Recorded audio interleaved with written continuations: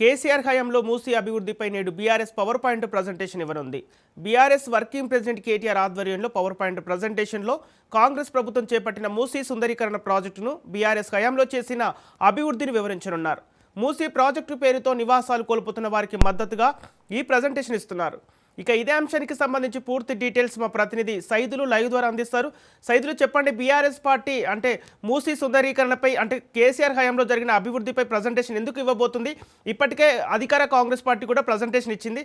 అసలు ఏం జరుగుతుంది? ఎస్ సంపత్, గతంలో చేసినటువంటి మూసీ సుందరీకరణ విషయంలో గతంలో మూసీ పరివాహక ప్రాంతంలో ఉన్నటువంటి ఏ ఒక్క ఇండ్లు కూడా కూలగొట్టకుండా చేసినటువంటి అభివృద్ధి ఏ విధంగా చేశామో అని దానిపైన ఈరోజు BRS working president KTR Musi సుందరీకరణ పేరుతోటి రాజేంద్ర నగర్ నియోజకవర్గంలో హిమాయత్ సాగర్లో ఈరోజు సాయంత్రం 5 గంటలకు పవర్ పాయింట్ ప్రజెంటేషన్ ఇవ్వనున్నారు. ఈ పవర్ పాయింట్ ప్రజెంటేషన్కి గ్రేటర్ హైదరాబాద్ పరిధిలో ఉన్నటువంటి బీఆర్ఎస్ పార్టీ ఎమ్మెల్యేలు, బీఆర్ఎస్ పార్టీ నాయకులు, కార్యకర్తలు, శ్రేణులందరూ కూడా ఈ కార్యక్రమంలో పాల్గొంటారు.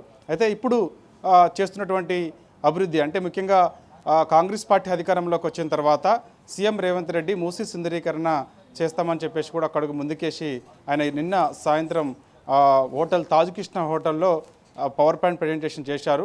అయితే సుందరీకరణ ఈ విధంగా కూడా చేయొచ్చు అనేది బీఆర్ఎస్ పార్టీ చెప్తూ వస్తుంది. అంటే కాంగ్రెస్ పార్టీ దాదాపుగా 10,700 ఇండ్లు వరకు కూల్చేలాగా ప్లాన్ చేస్తుంది.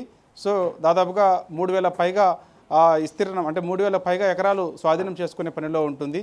కాబట్టి గతంలో మేము ఏ ఒక్క ఇండ్లు కూడా కూల్చకుండా అభివృద్ధి చేశాము మూసీ సుందరీకరణకు సంబంధించి. సో ఇప్పుడు ఎందుకు మరి అదేవిధంగా అభివృద్ధి చేయొచ్చు కదా, సుందరీకరణకు మేము వ్యతిరేకం కాదు అని బీఆర్ఎస్ పార్టీ అంటుంది. కాబట్టి గతంలో ఏ విధంగా అయితే ఎస్టీపీ ప్లాంట్లు నిర్మించి ఆ ఎస్టీపీ ప్లాంట్ల ద్వారాగా ఈ యొక్క మూసీ వాటర్ను శుద్ధి చేసి తిరిగి మళ్ళా మంచినీళ్లను మూసీలోకి వదిలిపెట్టాము, తద్వారా అవి మనకి నల్గొండ జిల్లా వరకు కూడా స్వచ్ఛమైన నీరు వెళ్ళేది. కాబట్టి ఇప్పుడు మరి ఇవాళ మూసీ సుందరీకరణ చేస్తామంటున్నారు. మూసీ సుందరీకరణకు మేము వ్యతిరేకం కాదు ఎక్కడ కూడా. కాకపోతే మూసీ పరివాహక ప్రాంతంలో ఉన్నటువంటి వారి అందరి ఇండ్లకు మార్కు చేస్తున్నారు, బఫర్ జోన్ గుర్తిస్తున్నారు. అసలు బఫర్ జోన్లో ఎన్ని ఇండ్లు ఉంటాయో కూడా స్పష్టత లేదు.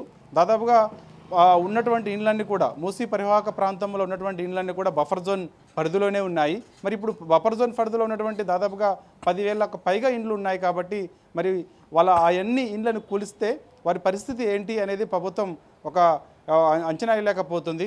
వారికి ఎక్కడ ఇల్లు ఇస్తారో తెలియనటువంటి పరిస్థితి ఉన్నది. కొన్ని ఏళ్ళ నుంచి కూడా వారు అక్కడ ఆ ప్లేస్ కొనుక్కొని ఇల్లు కట్టుకొని అక్కడే నివాసం ఉంటున్నారు. కాబట్టి ఇది ఎంతవరకు సబబు అని కూడా